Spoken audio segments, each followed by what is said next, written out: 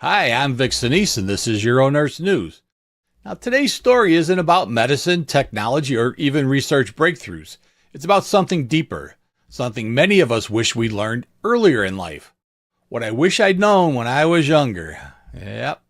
Why, on average, older people are actually happier, and how the same lessons can work at any age.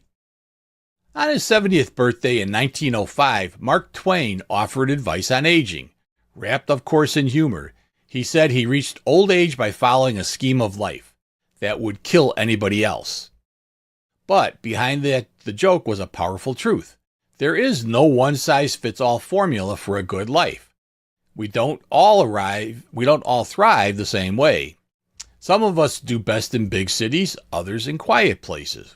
I like the quiet place. Some flourish on one lifestyle, others on another. And yet, despite all that, research shows something remarkable. On average, older adults report higher well-being than younger adults. Less emotional distress, less anxiety, more positive emotion. Now that might seem surprising, especially in a culture that glorifies youth. But psychologists and social scientists have noticed a consistent pattern. Older people tend to become more agreeable, more conscientious, and less emotionally reactive. So what's going on here? According to research summarized by Arthur C. Brooks, 3 specific behaviors explain much of this shift.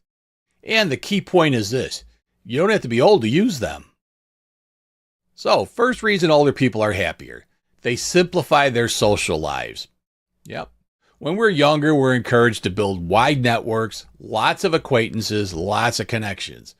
Now that can be useful early on, but over time, older adults do something different. They narrow their circle.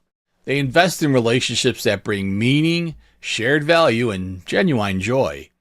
Superficial connections quietly fall away, not out of selfishness, but out of wisdom. They choose depth over noise. Amen to that. All right, reason number 2. Second reason older adults report greater happiness: they become more altruistic. Study after study shows that older adults focus less on themselves and more on others. In one experiment, younger adults worked harder for rewards for themselves. Older adults worked harder for rewards that helped other people. Service, whether through time, expertise, or generosity, creates a powerful sense of purpose. Older adults don't just ask, "Hey, what do I get from this?" They ask, "Who does it help?" Much like UroNurse and UroNurse News and UroPatient, I'm out helping. Third, and perhaps the most freeing reason, older people react less to stress. One long-term study found that 70-year-olds felt stressed on 40% fewer days than people in their mid-20s. That makes sense? So 70-year-olds felt less stressed on 40% fewer days than people in their mid-20s. Part of that's lifestyle, but part of it's something we can all learn. Older adults are better at asking one simple question: will this matter in a week? If the answer is no, they start not caring right now. They conserve emotional energy for what truly matters. I think that's key. If it's not important, don't worry about it. So, here they are. 3 rules older people live by that raise happiness at any age. Go deep or go home. Serve more. Care less about what won't matter tomorrow. Words to live by, folks. Years ago, Arthur Brooks observed a respected colleague decline a loud, flashy dinner after traveling overnight to serve a cause she deeply believed in. She wasn't being rude. She wasn't being intentional. She embodied all 3 of these lessons: deep relationship, service to others, and refusing unnecessary stress. At 36, that seems strange. At 61, it made perfect sense. Aging doesn't magically make life easier, but it does tend to clarify what's worth our time and what isn't. Maybe that's the real secret: learning those lessons sooner rather than later. A major shift in federal policy could be reshaping the future of medical cannabis. We're breaking down Trump's proposed marijuana reclassification and what it could mean for clinical research, healthcare providers, and patient access. Is this turning point for evidence-based cannabis medicines? What should nurses and urology professionals know right now? Tune in tomorrow to find out.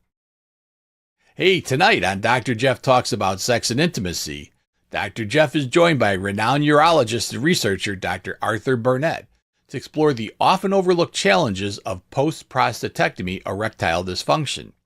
Together, they're going to break it down, the anatomy of an erection and how surgery can impact it, the role of nerve injury in sexual function, the full spectrum of therapies from rehabilitation, exercises, and medications to advanced surgical options.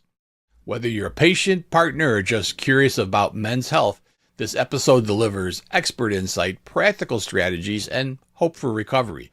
So tune in tonight. Take control of sexual health and prostate surgery, drjeffsextalk.com. For UroNurse, I'm Vic Senese. You know the drill.